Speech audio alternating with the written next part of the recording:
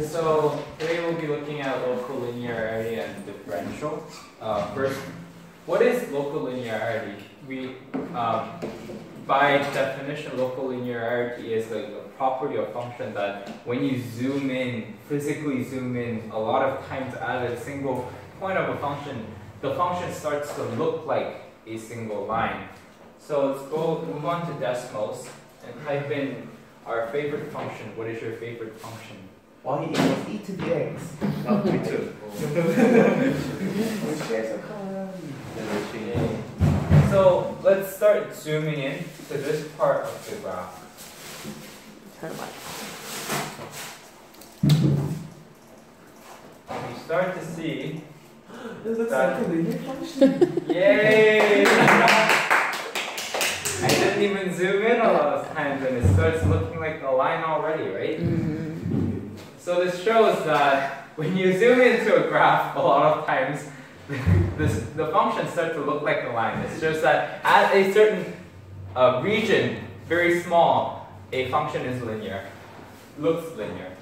However, we can see that this also implies for a 3D graph. However, we don't have a linear line in 3D graphs, we only have planes. So if you zoom into a certain point in this graph, you will start to see a plane. I don't know if you can zoom in though. Should make it not rotate. I love that you're using GeoGebra and you remembered it from pre-calculus, that this was a tool. Extra credits. Old days. You have to give it time to regraph it, everything. Oh.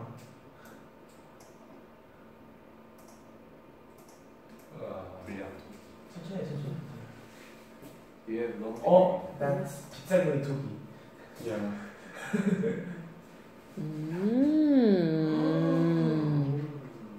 That's a plane. Yeah, looks like a plane at glance. The lines that were curved now look straight, and thus a plane. Oh. Right? The contours. Yeah, the contours look It's like like a a plane. solar panel. Mm-hmm. So I've shown you that when you zoom into a graph, a lot of times you start to see linear properties appear in a nonlinear curve. However, we can represent this in algebraic form and look at what these planes actually mean. According to, we've seen the partial derivatives a lot of times, right? However, now we'll look at how those partial derivatives can be used in order to create the planes that are tangent to the curved functions. We have said in chapter 12 that when we make a plane with slope m in the x-axis and n in the y-axis, we can model this plane by using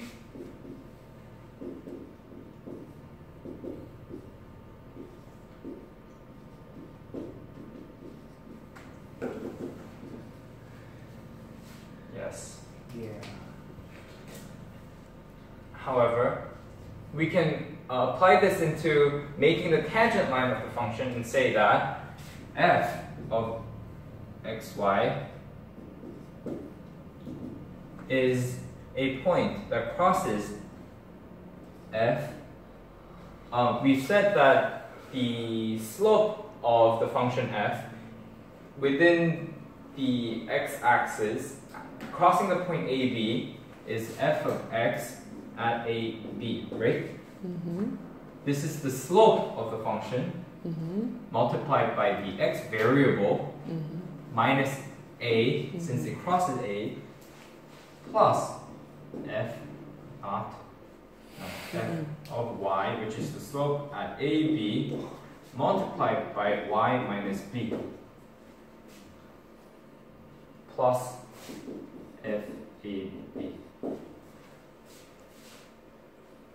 Do you all get this? Yeah. This is like the most important thing in this chapter. So this describes the function. So this describes the function of the plane that is tangent to the curve.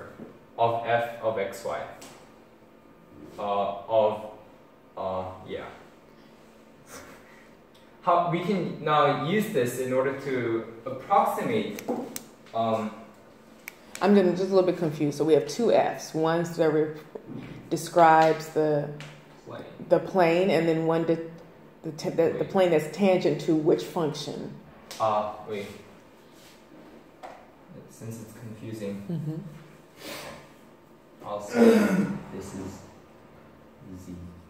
In order to say this is a plane. Okay. F is the original function. This is like 3D version of f prime. So it's a plane. So let's say it's z. Nobody's calls this f prime or f derivative or anything. They just call it a plane. So I'll just also call it a plane and make it z instead of f prime or any other notation. So that's a plane tangent to the graph. Yes. Plane tangent to the function f at point AB. Now I see calculus. So, yeah, now we can see calculus. Now we can use this to make approximations at points. We can, we've seen in linear one single variable calculus that when we have a function such as y equal x squared and make a tangent line at approximately point 1, 1, we can approximate the value at about, let's see, 0.1, f of 0.1 by looking at the 0.1, the g, the f prime. You mean 1.1? Yes. Let's stop there first. Yeah, 1.1. Now I get my error. We can approximate the value at 1.1 by looking at the tangent line at 1, 1, right? Yes. Similarly, we can do this on tangent planes. We have a tangent line that passes through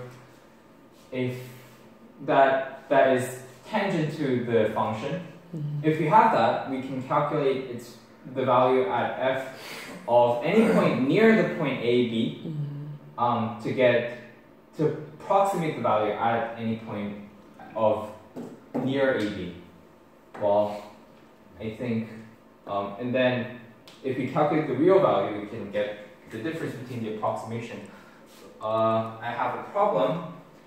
I have a question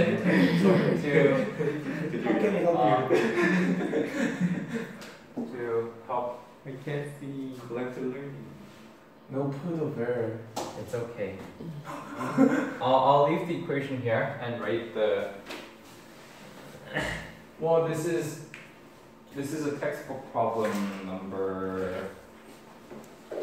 What page? Page 794, question number 2.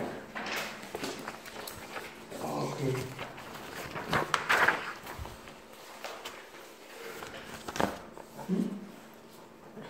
Number 2.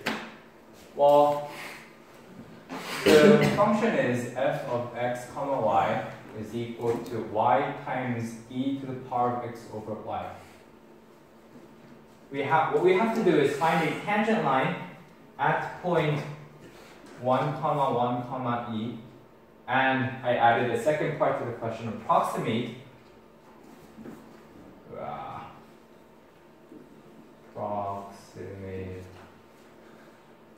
at, what did I say? One more P. 8 approximate. 0.9. At 1.1 and 0.9 and the corresponding z. If we are given this problem, we have to first look at the function and find the equation of a plane that is tangent to the equation to the function at this point. We say that z is f at 1, 1 plus f of x at 1, 1, x minus 1 plus fy of 1, 1 at y minus 1. Right? f1, 1 is given as e plus, can anybody derive this fx of 1, 1?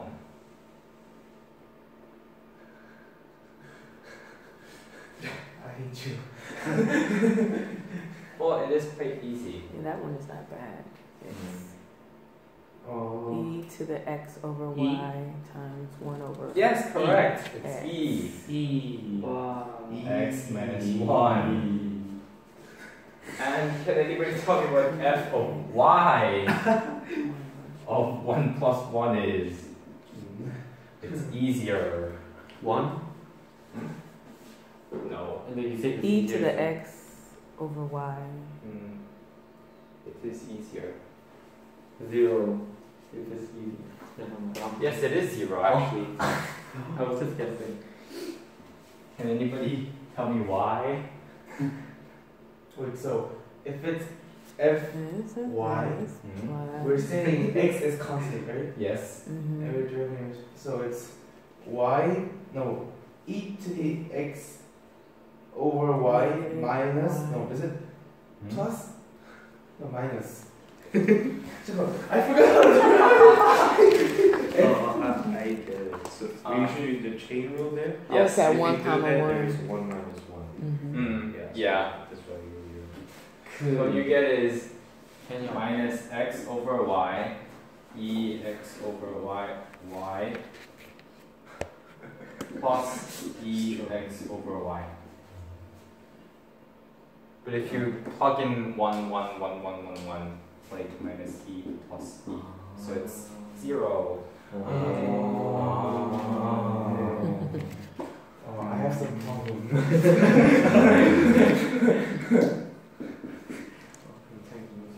So, what do we have here? You guys. E of X. x. So let's use this to approximate the point at 1.1, 0.1, 0.9, and f of 1.1, 0.9. Yeah. If we plug in these two values here, since we don't have a y value, z equals 1.1 times ex, right? Then let's compare this to f of 1.1 comma 0.9, which is 0.9 multiplied by e to the power of 1.1 over 0.9. Anybody put these two values in the calculator and tell me what those are?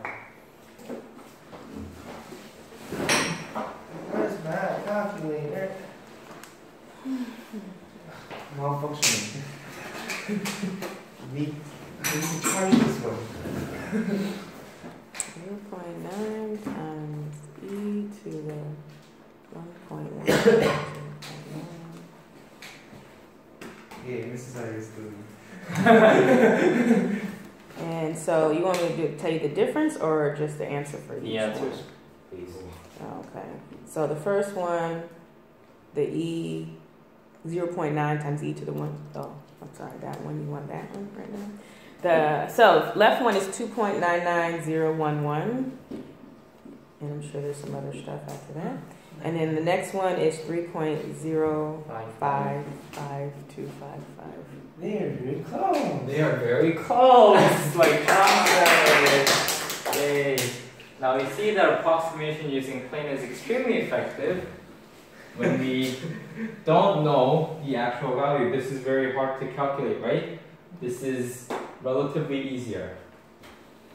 Only 4 or 5 things to plug into calculator. Now, let's move on to the next stage. Gets harder, people. Dun, dun, dun, dun. Well, this is a little bit of side note that I put in here. I'll erase the equation since we all memorized it in our head, right? Yes, that's it. We have a little bit of a spin-off to the equation that we had, like the Mr. Chang way. I put in a tangent line with plane of 3 or more variables. We have said, well, there are frequent equations when we've seen the level surface graphs that technically is a function of 3 variables, x, y, and z. So if we have those kind of situations, it's easy to just say that the tangent line, let's say t at of x, y, z, at point A, B, C is equal to f of A, B, C plus f x of A, B, C, all of x minus A plus f of y of A, B, C, y minus b, and so on. Right? Yes. Okay. This applies to an infinite dimensional space. Like PTSD. So, since we love infinite dimensional space with infinite base vectors, we can apply the terms in this kind of situations as well. That's like a spin-off to what was in the textbook. Now we move on to the differentials. We have seen that, well, if we have a point, we can like do all that weird stuff using our knowledge of the equation or the original equation. But what if we don't have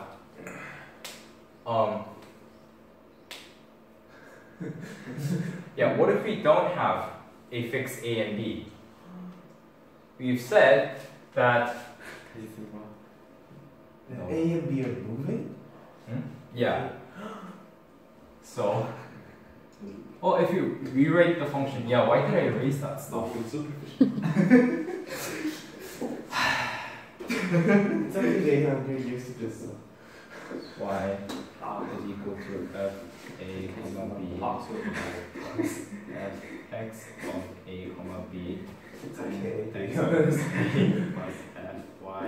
Why did you erase the previous equation? I really don't know. You have this, right? Okay, so why are we saying equals?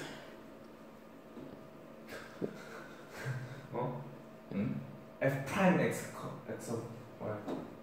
That's estimation, so the term not equal. Yeah. Okay. But we can say that f of x, y minus f of a, b is delta f, right? And similar things happen with x and y.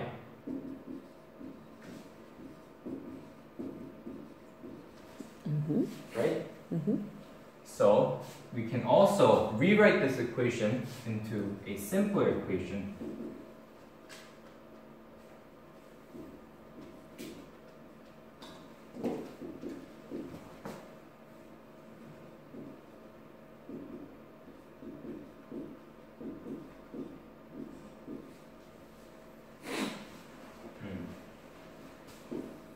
However, we see that delta x and delta y are linear functions when a and b are fixed values, right?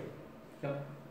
However, So many changes. if a and b are not fixed values, these two new variables can be used in order to say that df is indeed equal to f of x at any value multiplied by d of x plus f of y times d of y. Here we can see that this is a function made out of 5 variables: d of f, d of x, d of y, and if you look closely, f of x and f of y are functions with the variables x and y, right? So if we count the total number of variables, we can see that this function is indeed a function made out of 5 variables: x, y, dx, dy, and df.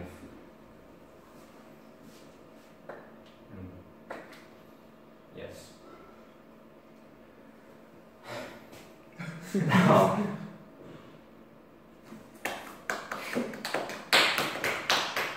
so what does that function tell us? this is a function of a plane at any point of x and y.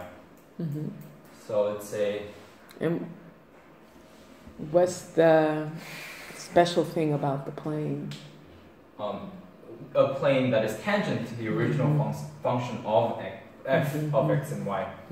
So let us say that this function, well, if we have this function, we can see, and have a function called f of x and y. What this equation is called the differential. What this differential tells us is df is the tangent line of f of x and y at point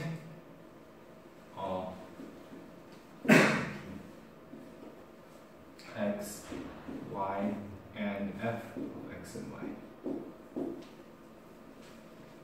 You mean the tangent plane, right? Yeah, tangent plane, sorry. With the axes of dx and dy. What do you mean the axes? Axis? So, AXIS? AXIS? so as we said, if we zoom into a function really, really close in, we start to see a linear function, right? These two axes, dx and dy, indicate a very small change in x and y. This algebraically shows that if you start to zoom into the f graph really, really closely, algebraically, into an axis of dx and dy, we start to see that the function starts to linearize into a tangent plane of x and y at the point x, y, f of x, y.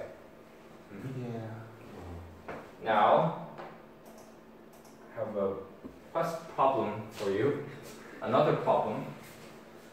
Let's say that f function of x comma y, no, say m comma r. Why? These are just new variables. Is equal to g of m over r squared. Seriously? Now my question is, find df, the differential at point 100, comma 10. This means when my mass is 100 kilometers and I'm 10 meters away from the origin, what is the field that I feel? Calculate. Yeah. Plug in. It's not that hard, really.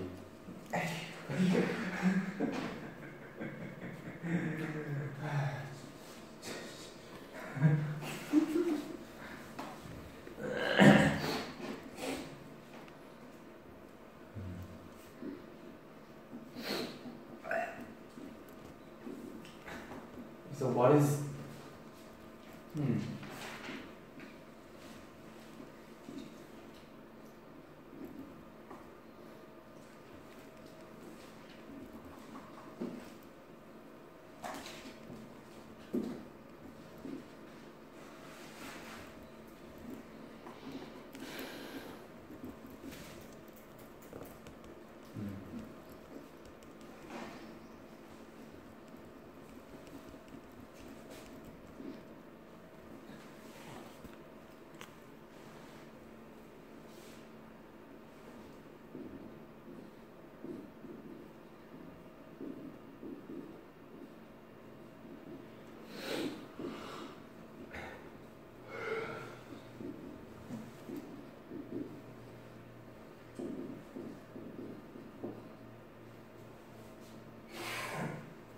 Yeah.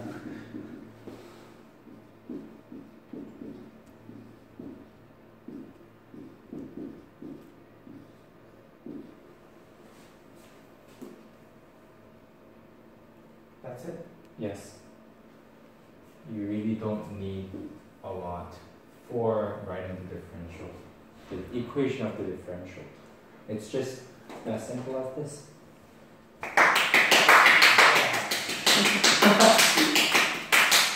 Now I have 4 problems as homework, like how Jihoon gave us 4 problems. They're number 19, 27, 33, and 36. I'm taking 27. 27, 私 wait. ください、ください、ください。 19. 本当にありがとう、ティルさん。 I'm going with 33. I was getting the problems. And you, Sayo? I'm sorry, I was 36. calculating. Sure, great. I was calculating, showing all the steps for the other problem. The best mathematician takes the hardest problem. You know, number 27 is really hard. Shoot. That's not That was the hardest problem I thought. Thank you for giving me a hint. Oxford.